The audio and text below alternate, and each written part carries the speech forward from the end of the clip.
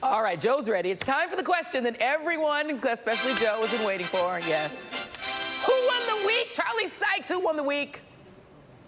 Robert Mueller, for two reasons. Number one, the polls would suggest that Donald Trump's attempts to discredit the investigation are falling short, but also because we got a sense of the scope and the scale of all of the investigations that are targeting the Trump administration, whether it's emoluments, the inaugural committee, the Southern District of New York. As the Washington Post points out, every entity that Donald Trump has ever run is under investigation, which again helps frame the Mueller investigation as not an outlier and not a witch hunt. Yeah, absolutely. And our polling shows that, whatever discrediting attempts they've made have failed because people believe this investigation is valid. It should continue.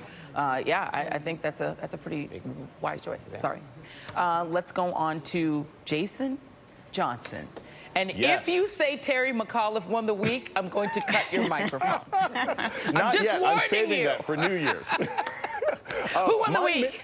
My winner of the week is Mick Mulvaney. He is a wonderful example to all of us of how you can be a terrible person and everyone hates you and you still win.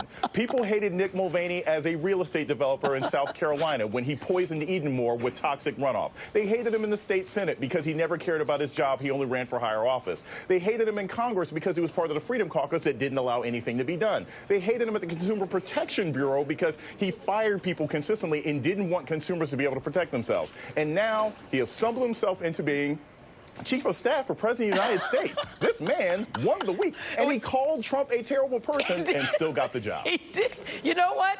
Yeah, that's a very, very excellent point. And I love Terry McAuliffe, by the way. Don't call me. Nobody tweet me. Terry McAuliffe is a great guy. That's a wise choice. So this is going to be very difficult to determine which of you is correct and which of you is wrong. Somebody has to be wrong in this segment. Let's go to Jennifer Rubin. Jennifer, who won the week?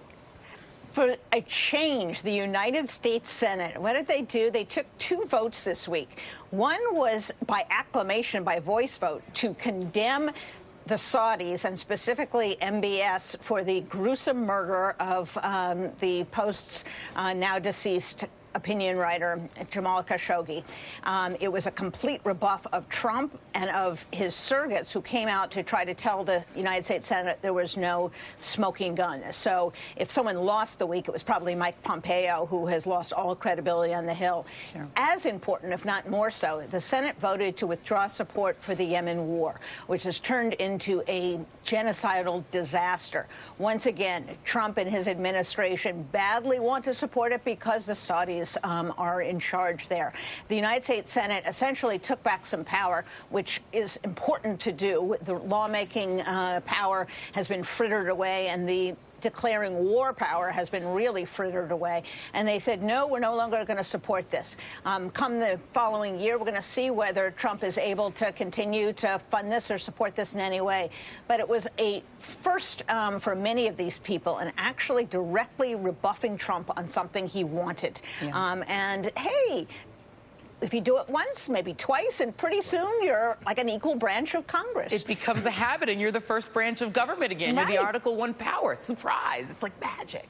It is interesting, and I'll poll the 3 of you of whether you think that this small display of independence will last. Because, this is on something a lot of these senators are very passionate about. They think is very important. The Khashoggi murder, I think, destabilized everyone. It was so shocking. Right. And is love of the Saudis and fealty to the Saudis the breaking point for Republicans? Very quickly, Charlie Sykes, yes or no?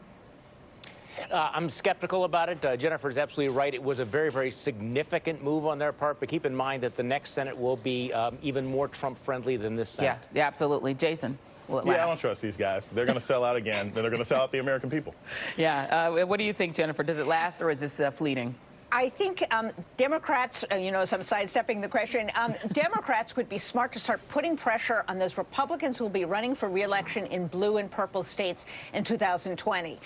Susan Collins, Cory Gardner, Joni Ernst, those people are the weak links, and convincing them that it's in their interest to start opposing Trump on things like this will be the key to whether you can see the Senate move aside from Donald Trump. Oh, yeah, Susan Collins is going to have a heck of a race. I predict she's going to have a tough re-elect. My answer was going to be prosecutors. So, Charlie Sykes, I was going to declare you the winner. But you know what? In the spirit of equanimity in the holiday season, I'm going to say all 3 of you are correct this time. Just this once. Never is going to happen again. You're all right. No one's wrong. Charlie Sykes, Jason Johnson, Jennifer Rubin, thank you guys very much. Have a wonderful rest of the day. More AM Drive after the break.